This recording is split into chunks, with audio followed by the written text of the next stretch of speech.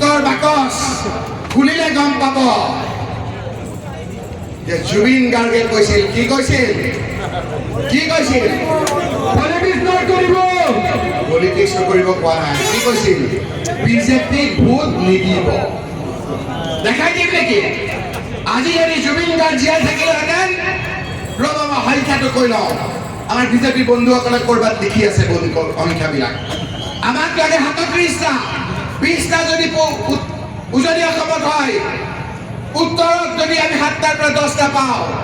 নামনিত যদি কমপক্ষেও ২৬টাক বাদ দি যদি 10টা পাওঁ পাহাৰ জিলাত যদি 4টা পাওঁ বৰাকবিলিত নাপালেওতো আমি 7টা চিট পাম নাপাম জানো ৰাইজ কিমান হ'ল ৮০ৰ ওপৰ হ'ল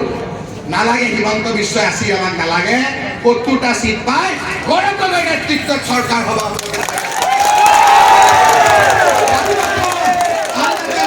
বৰকাৰ কৰি ভগৱানৰ ওপৰত বিশ্বাস ৰাখি কৈছো সকলো মানুহৰ হৃদয়ৰ মানুহ প্ৰয়াত তৰুণ গগৈ ডাঙৰীয়াৰ সুযোগ্য পুত্ৰ গৌৰৱ গগৈ ডাঙৰীয়াৰ নেতৃত্বত অসমত চৰকাৰ হ'ব আৰু সেই চৰকাৰৰ অংশীদাৰ হ'ব আপোনালোকৰ উত্তৰ কৰিমগঞ্জৰ মোৰ ভাতৃ এই জাকাৰিয়া আহমেদ পান্নাই